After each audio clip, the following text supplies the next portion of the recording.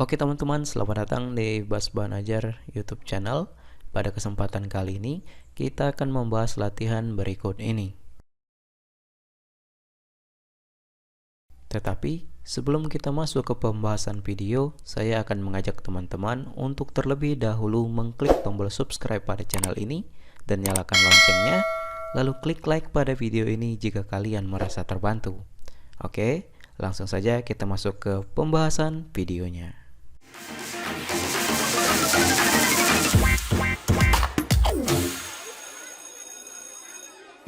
Oke teman-teman, di video kali ini kita akan membahas kunci jawaban IPS kelas 10 halaman 199 sampai dengan 200 lembar aktivitas 13 kurikulum merdeka. Langsung saja kita baca soalnya kemudian kita jawab. Mengenal vintage, petunjuk kerja, kerjakan tugas secara berkelompok, gunakanlah berbagai sumber belajar untuk mengerjakan tugas. Untuk mencari informasi tentang vintage, kalian dapat mencari secara daring maupun melakukan wawancara dengan narasumber yang menurut kalian dapat membantu tugas kalian. Sampaikan temuan kalian di kelas. Tugas 1. Carilah informasi 2 contoh vintage yang terdaftar secara resmi di OJK. Jawabannya, 2 contoh vintage yang terdaftar di OJK yaitu Investri dan Axelar.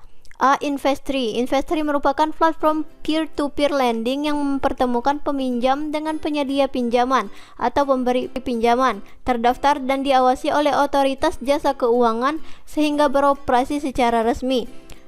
2. Axelar. Axelar adalah platform vintage yang berfokus pada layanan escrow atau penahanan dana transaksi online, terdaftar dan diawasi oleh OJK untuk memastikan keamanan dan kepercayaan dalam transaksi.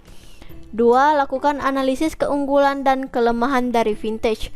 Analisis keunggulan dan kelemahan vintage. Keunggulan 1. Cepat dan efisien. Vintage dapat memberikan layanan dengan cepat, mengurangi birokrasi dan meningkatkan efisiensi. 2. Aksesibilitas. Vintage memungkinkan akses ke layanan keuangan tanpa harus pergi ke bank fisik.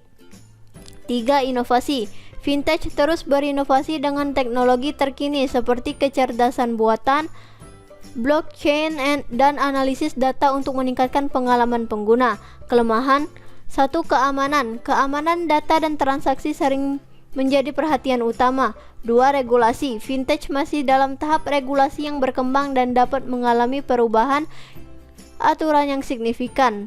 3. Tidak semua inklusif. Meskipun meningkatkan aksesibilitas, beberapa segmen masyarakat mungkin masih kesulitan menggunakan layanan vintage. 3. Bandingkan dengan lembaga keuangan bank, terutama layanan dari bank umum dengan layanan vintage. Jawabannya, perbandingan dengan layanan bank umum. Bank umum 1. Kepercayaan tradisional. Bank umum memiliki kepercayaan yang telah terbangun selama bertahun-tahun.